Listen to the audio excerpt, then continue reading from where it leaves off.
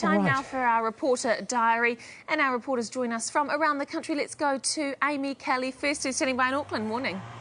Good morning. Now, I'm out here this morning to find out how the shape and form of ambulances have changed from the traditional van to something that is much more mobile, that is much more able to treat patients who perhaps are in large crowds, where traditional ambulances would find it hard to manoeuvre through. Like this patient here, we're going to be getting a bit of a demo today from the crew at St John's of their brand new motorbike unit. Here we go. This unit that you can see coming through here now has everything in it that a traditional ambulance would have, including a defibrillator, including all of the drugs, all of the tools and equipment that you would usually find in an ambulance. As you can see here on the sides, they're all pulled out, packed up tightly in bags. You've got a pretty nice looking injury around there. Anywhere else, well, that's a good actress. That is fantastic, because if I was in an accident, I would want to know that my ambulance staff could get to me as quickly as possible. We knocked that woman over just before we went to air. It wasn't just lucky that she was there. We did knock her over to put her there in the first place. Maddie McLean is in Wellington this morning. How are you, Maddie?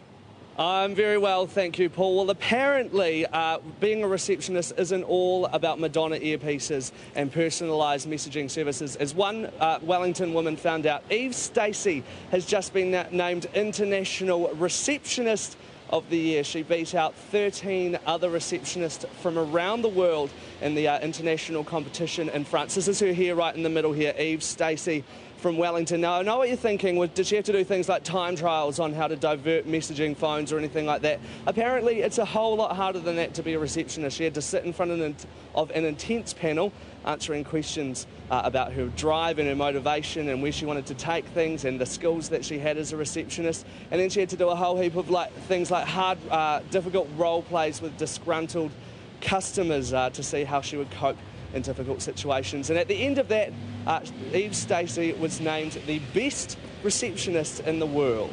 That's brilliant. That's great. Congratulations to her. We don't put enough emphasis on the frontline people and service people like that. No. So congratulations. No, that is good. And I hope she pursues a career in that, because there's a lot we can do. Well, front people, it's so important, isn't it? It is so important. First impression people. Can we just go back to Maddie very quickly? At that, in the background there, that is where Broadcasting House used to be, Maddie, isn't it? That interesting concrete lump. It is.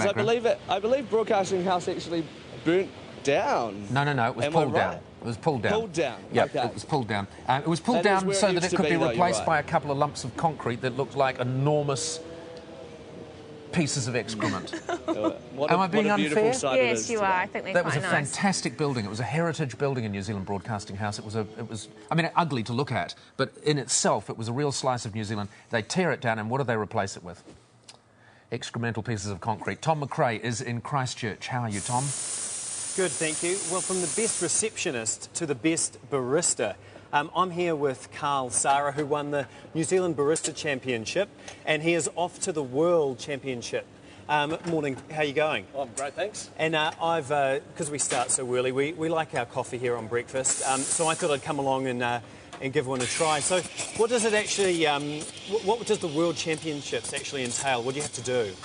We make 12 coffees for a panel of 7 judges, make some espressos, some cappuccinos and some signature drinks. The whole thing is about showing our understanding and our love of good coffee. Nice. And so I understand it's a pretty big deal, though. There's people from about 50 countries, thousands of people in the audience. Yeah, coffee's the second most traded commodity in the world, so there's people from all around the world. It's tied in with the big trade show, and it's a great opportunity to showcase what we're doing in New Zealand with our coffee. OK, here we go. I'll see if it's any good. It's looking pretty good.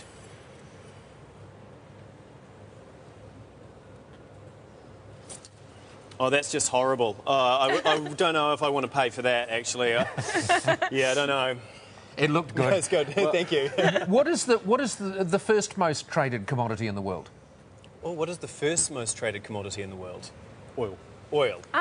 Of course. Thank you. Of course, we should have known that. Thanks, That's Tom. brilliant. Thanks. Thank you very much. Thank you. That looked very nice.